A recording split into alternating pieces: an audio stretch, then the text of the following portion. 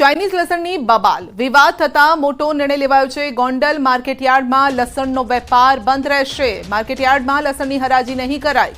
ખેડૂતોને યાર્ડમાં લસણ ભરીને ન આવવા માટે અપીલ કરાઈ છે। તો આવતીકાલે તમામ માર્કેટયાર્ડમાં લસણનો વેપાર બંધ રાખવાનો નિર્ણય લેવાયો છે। બીજી તરફ ચાઇનીઝ લસણના વિરોધમાં કમિશન એજન્ટ એસોસિએશન દ્વારા વિરોધ થયો છે। કમિશન એજન્ટ એસોસિએશને આવતીકાલે 10 સપ્ટેમ્બરના રોજ લસણની હરાજી બંધ રાખી છે।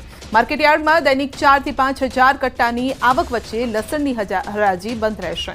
યાર્ડમાં આવેલ ચાઇનીઝ લસણના વિરોધમાં વેપારીઓમાં ભારોભાર રોષ છે। આવતીકાલે તારીખ 10/9/2024 દિવસે સમગ્ર ભારતના લસણના વેપારીઓ લસણના વેપારથી અળગા રહેવાના હોય ત્યારે એના સમર્થનમાં રાજકોટ માર્કેટિંગ યાર્ડમાં લસણનું કામકાજ આવતીકાલે બંધ રાખવાનું નક્કી કરેલ છે। એના વિરોધમાં સૌરાષ્ટ્રના તમામ માર્કેટિંગ યાર્ડો બંધ રહે એવી વેપારી એસોસિએશન દ્વારા અમે જાણ કરીએ છીએ।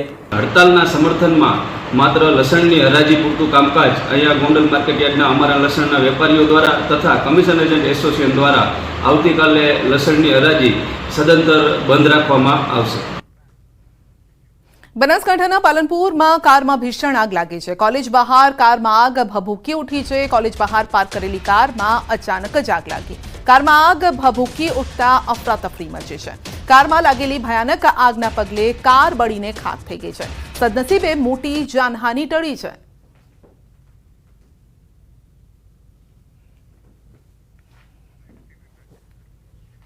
સુરતના બારડોલી નગરપાલિકાના કચરા કલેક્શન કરતા ટેમ્પોમાં ભીષણ આગ લાગી છે। બારડોલી ટાઉન હોલ ખાતે ટેમ્પો પાર્ક કર્યો હતો। ટેમ્પોમાં શોર્ટ સર્કિટથી આગ લાગી હોવાનું અનુમાન છે। ફાયરની ટીમે આગ પર કાબુ મેળવ્યો છે, પરંતુ અહીં સવાલ એ છે કે નગરપાલિકા ટાઉન હોલ ખાતે મજૂરોનો પડાવ પર ટેમ્પો આવ્યો ક્યાંથી? કચરા કલેક્શન કરવાના તમામ વાહન તલાવડી પાસે પાર્ક કરતા હોય છે, તો આ ટેમ્પો ટાઉન હોલના પાર્કિંગમાં કેમ પાર્ક કર્યો? લોકોના માટે ટોક ઓફ ધ ટાઉન અત્યારે આ જે કિસ્સો છે તે થઈ રહ્યો છે। નગરપાલિકાએ હાલ જ કોન્ટ્રાક્ટ પર કચરા કલેક્શનનું કામ આપ્યું હતું અને કોન્ટ્રાક્ટરના માણસોની મનમાનીને લઈ વહીવટીતંત્રના વાહનને આગ લાગવાથી નુકસાન થયું છે।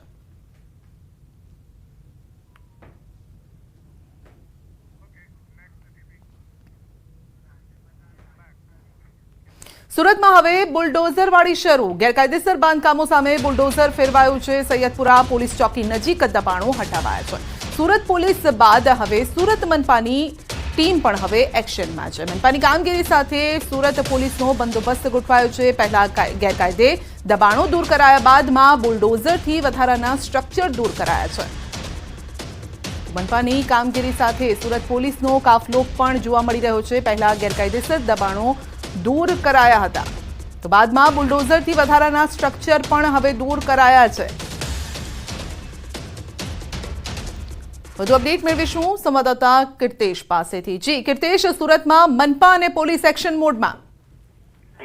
बिल्कुल संध्या, सूरत में नहीं पण जे प्रकारे यूपी में बुलडोजर की शुरुआत थई थी, हवे बुलडोजर प्रथा धीरे धीरे गुजरात में आवी रही है। गई काले सूरतना रामपुरा विस्तार में जे प्रकारे असामाजिक तत्वों અને લોકો દ્વારા જનતામાં મચાવવામાં તો શહેરને બાંધમાં લેવામાં આવ્યું હતું, ડરનો માહોલ ઉભો કરવામાં આવ્યો હતો અને જે રીતે ધાર્મિક સમય ચાલી ગયો છે, ધાર્મિક કાર્યક્રમો ચાલી રહ્યા હતા તેને બંધ કરી સુરતની શાંતિ દોરવાનો પ્રયાસ કરવામાં આવ્યો હતો। ત્યારે હવે પોલીસ અને મહાનગરપાલિકા એક્શન મોડમાં છે। રામપુરા અને સૈયદપુરા વિસ્તારમાં જે પ્રકારે રસ્તા ઉપર ગેરકાયદેસર દબાણ કરીને અને જે લોકો તંબુ બાંધીને બેસી ગયા હતા તે તમામ લોકોના તંબુ અને દબાણો દૂર કરવા માટે હવે મહાનગરપાલિકા અને પોલીસ એક્શન મોડમાં આવી છે અને બુલડોઝરની મદદથી તે તમામ દબાણો દૂર કરવાની કામગીરી શરૂ કરી છે। કારણ કે જે પ્રકારની આ ઘટના હતી, સામાન્ય બાબતથી મામલો જે વિચકાયો હતો। પોલીસ સાથે 4 કલાક સંઘર્ષ થયા બાદ પોલીસે લાઠીચાર્જ કરવો પડ્યો હતો, ટીયર ગેસ છોડવો પડ્યો હતો અને જે પ્રકારની સ્થિતિ ઊભી થઈ હતી, એટલે કે આ પ્રકારની સ્થિતિ ભવિષ્યમાં ના થાય અને આરોપીઓ અને ગુનેગારોને ખ્યાલ આવે કે જો તમે કાયદાને હાથમાં લેશો તો પોલીસ અને સરકાર કાયદો હાથમાં લઈને તમને નુકસાન કરી શકે તેમ છે। એટલે કે લોકોને અને ગુનેગારોને સબક શીખવવા માટે સુરત પોલીસ અને મહાનગરપાલિકા હવે બુલડોઝર લઈને નીકળ્યા છે અને એ સમગ્ર વિસ્તારના દબાણો દૂર કરવાની કામગીરી શરૂ કરી છે। સંધ્યા, જી કીર્તેશ, એ પણ જાણવા ઈચ્છે છું કે કેટલા સમયથી અહીંયા આ રીતે દબાણો હતા અને શું લારી ગલ્લા હતા કે પછી ત્યાં લોકો રહેઠાણ પણ બનાવી દીધા, દુકાનો પણ હતી? કયા પ્રકારનું આ દબાણ કર્યું છે લોકોએ? બિલકુલ રોડ ઉપર ગમે ત્યાં તેઓ દ્વારા દબાણ કરવામાં આવતું હતું અને ખાસ કરીને કહી શકાય કે જે પ્રકારે વર્ષોથી આ લોકો દબાણ કરીને બેઠા હતા. રોડ ઉપર કોઈ પણ જાતનો વેપાર ધંધો કરતા હોય છે અને જ્યારે આવી કોઈ માથાકૂટ થતી હોય છે ત્યારે આવા અસામાજિક તત્વો ઘૂસણછોડવું કરતા હોય. ખાસ કરીને રસ્તા પર ઉભેલા દબાણ કરતા તમામ લોકો જે પ્રકારે ગઈકાલની ઘટનામાં નુસન્સ ક્રિએટ કર્યું હતું અને આવી મોટાભાગની બેઠકો ઉપર કહી શકાય કે જે પ્રકારે નુસન્સ કરતા હોય છે તે એને લઈને પોલીસે અને મહાનગરપાલિકાએ હવે દબાણ દૂર કરવાની કામગીરી શરૂ કરી છે. જેને લઈને જી કીર્તિશ, સામાન્ય રીતે કોઈ પણ બાંધકામ કરતા હોય તો કોર્પોરેશનની મંજૂરી લેવાની હોય છે, પ્લાન પાસ કરાવવાનો હોય છે, પરંતુ અહીંયા તો એ જ લાગી રહ્યું છે કે કોઈ પણ પરમિશન વગર આ બધું ઊભું કરી દેવાયું છે. બિલકુલ સંધ્યા, જે દબાણો દૂર કરવાની કામગીરી તંત્ર દ્વારા શરૂ કરવામાં આવી છે ત્યારે આ વર્ષો જૂની કામગીરી છે અને ખાસ કરીને રસ્તા ઉપર એક લારી મૂકવામાં આવે છે અને તેની ઉપર ચોમાસાનો સમય એટલે તાળપત્રી બાંધીને આ પ્રકારની કામગીરી આ લોકો કરતા હોય છે. દબાણો વર્ષોથી છે અને જો મહાનગરપાલિકાની ટીમ પહોંચતી હોય તો તેમની સાથે આ લોકો ઘર્ષણ કરતા પણ જોવા મળતા હતા. પણ આજની જે ઘટના છે જેને લઈને હવે પોલીસ અને મહાનગરપાલિકા એક્શન મોડમાં આવી છે અને તમામ દબાણો દૂર કરવા સાથેની કામગીરી શરૂ કરી છે.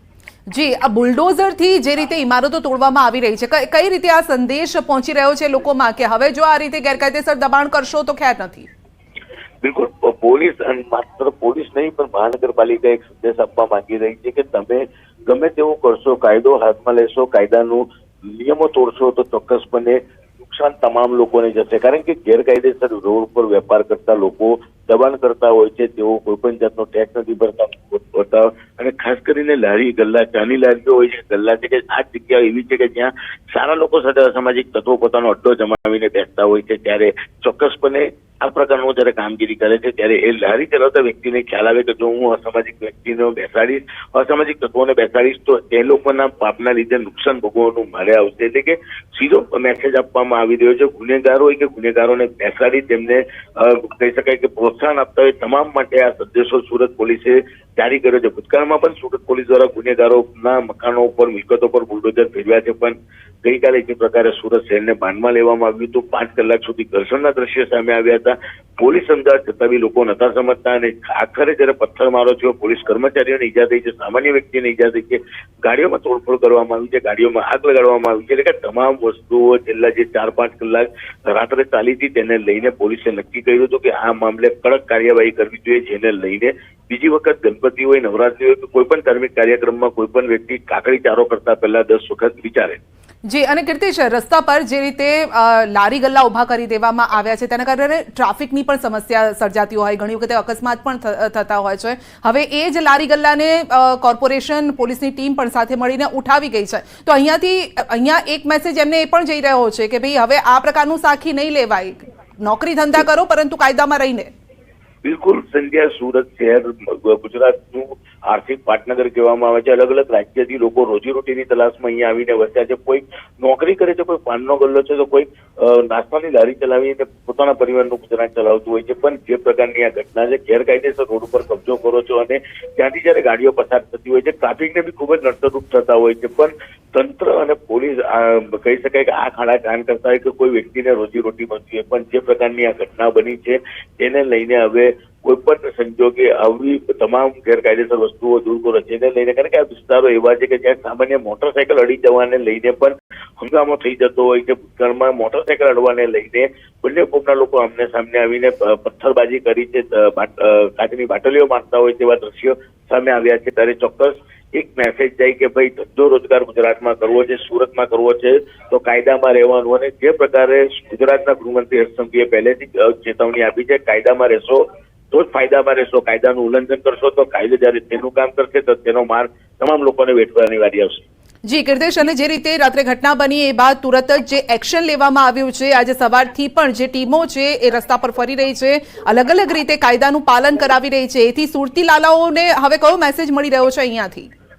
બિલકુલ સંજ્ઞા, રાત્રે ઘટના બનતાની 15 જ મિનિટમાં પોલીસના મોટા ટોળા ઢાળા પહોંચી ગયા હતા. પણ પોલીસ એક્શન મોડમાં એટલા માટે નથી આવતી કારણ કે ધર્મ સાથે જોડાયેલી વાત હતી, લોકોની આસ્થાની વાત હતી. જો પોલીસ કઈ રીતે એક્શન લે તો ચોક્કસપણે કહી શકાય કે તેનો એક ખોટો મેસેજ શહેરમાં જાય. અને જે પ્રકારે સુરતમાં 80,000 કરતા વધારે ગણેશની પ્રતિમાની સ્થાપના થઈ છે, ત્યારે ચોક્કસ વાતાવરણ ઢોરાય એના માટે પોલીસ ખૂબ જ સંયમ રાખીને બેઠી હતી. પણ અસામાજિક તત્વો અને જે પ્રકારે રજૂઆત કરવા આવેલા, વિરોધ કરવા આવેલા લોકોએ પોલીસ સાથે ઘર્ષણ કર્યું છે, પોલીસ ઉપર હુમલા કર્યા છે, જેને લઈને 5 કલાકના સંયમ બાદ પોલીસે સંયમ તોડ્યો હતો અને લોકોને હલકો લાઠીચાર્જ કર્યો હતો. ટીયર ગેસના સેલ ફોડીને ત્યાંથી લોકોને પોતાના ઘર સુધી પહોંચે તે પ્રકારનો પ્રયાસ કર્યો હતો.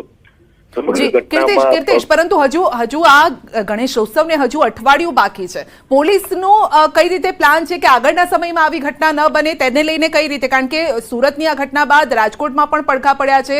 રાજકોટમાં પણ એક એક્શન પ્લાન તૈયાર કરવામાં આવ્યો છે કે આ પ્રકારની ઘટના ન બને તે માટે રાત્રે પણ પોલીસ પેટ્રોલિંગ વધારી દેવામાં આવશે. પંડાલોમાં પણ જે અમુક લોકો રાત્રિભર બેસી રહેતા હોય છે, અસામાજિક તત્વોનો અડ્ડો બનતો હોય છે, તો એવા લોકો પર પણ ખાસ નજર રાખવામાં આવશે.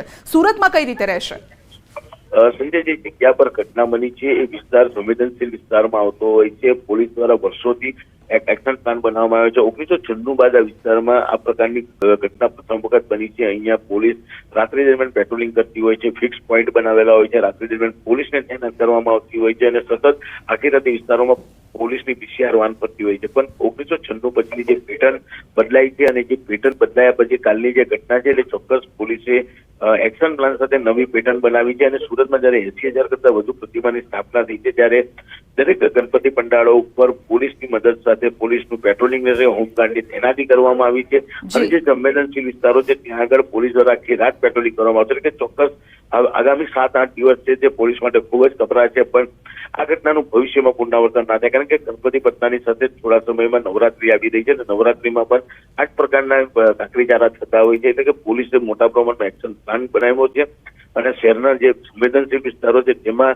પોલીસની સંખ્યા વધારવામાં આવી છે, પેટ્રોલિંગની સંખ્યા વધારવામાં આવી છે અને વિસર્જનમાં પણ આ પ્રકારની કોઈ ઘટના ના બને. બિલકુલ, તો નિયમ વિરુદ્ધની કોઈ પણ કરતૂત હશે તો એ સાખી નહીં લેવાય. અહીંયાથી સુરત પોલીસનો અને ગૃહ રાજ્યમંત્રીનો પણ સીધો સંદેશ અહીંયાથી જઈ રહ્યો છે. કીર્તિશ, આપનો આભાર.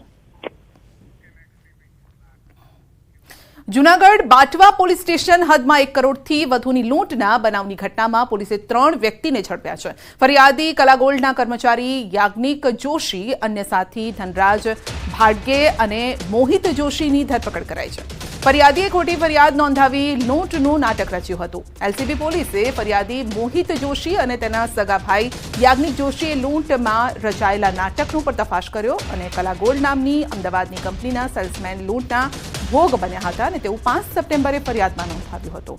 3 વ્યક્તિઓએ પાછળથી આવી છરી વડે ઝપાઝપી કરી લૂંટ કરી હોવાનું નાટક રચ્યું અને કુલ 1,15,82,000ની લૂંટની ખોટી પોલીસ ફરિયાદ નોંધાવી. બંને આરોપી ભાઈઓ લક્ઝરી લાઈફ જીવતા હતા અને ઘરમાં તમામ મોંઘી ચીજવસ્તુઓ લોન પર હતી. લોનની ભરપાઈ કરવા લૂંટનું નાટક રચ્યું હતું. અમદાવાદ ક્રાઇમ બ્રાન્ચે જુદી જુદી એજન્સીઓના અધિકારી હોવાની ઓળખ આપી છેતરપિંડી કરતા આરોપી ભરત છાબડાની ધરપકડ કરી છે. આરોપી વિરુદ્ધ અમદાવાદ અને ગાંધીનગરમાં કુલ 4 ગુના નોંધાયા હતા અને છેલ્લા 1.5 મહિનાથી ભરત છાબડા ફોન બંધ કરી અલગ અલગ જગ્યાએ છુપાતો ફરતો હતો. પોલીસને હરિયાણાના કરનાલમાં છુપાયો હોવાની માહિતી મળતા તેને દબોચી લેવાયો. આરોપીએ બનાવટી દસ્તાવેજો પણ બનાવ્યા હોવાનું સામે આવ્યું છે. તો હરિયાણામાં પોલીસ અધિકારી કર્મચારીઓની બદલી પણ કરાવતો હોવાનો ખુલાસો થયો છે. આ ભરત છાબડા જે છે મૂળ સિકંદરપુર મેટ્રો સ્ટેશન પાસે ગુરુગામ હરિયાણાનો છે અને ત્યાં રહે છે અને મૂળ વતન જ્યાંના પેરેન્ટલ હોમ જે છે એ સેક્ટર 13 કરનાલ હરિયાણા ખાતેનું છે. આરોપી વિરુદ્ધ 3 ગુના અમદાવાદ ક્રાઇમ બ્રાન્ચ ખાતે નોંધાયા બાદ આ જ પ્રકારનો એક ગુનો ગાંધીનગર જિલ્લાના અડાલજ પોલીસ સ્ટેશન ખાતે પણ નોંધવામાં આવેલો છે. ત્યાં પણ એ જે હોટલમાં રોકાયેલ હતો ત્યાં પણ આ જ પ્રકારે પોતાનો પ્રભાવ ઊભો કરી બનાવટી દસ્તાવેજો વગેરે રજૂ કરીને ત્યાં પણ એણે હોટલમાં મળતી સેવાઓનો મફત ફાયદો લીધેલો છે. તો હરિયાણાના કરનાલથી આરોપીને દબોચી લેવાયો છે. વિવિધ એજન્સીઓના અધિકારીઓની ઓળખ આપતો હતો અને ખોટા કામ કરતો હતો, લોકોને ઝાંસામાં લેતો હતો. તો વધુ એક નકલી અધિકારીને પકડી પડાયો છે.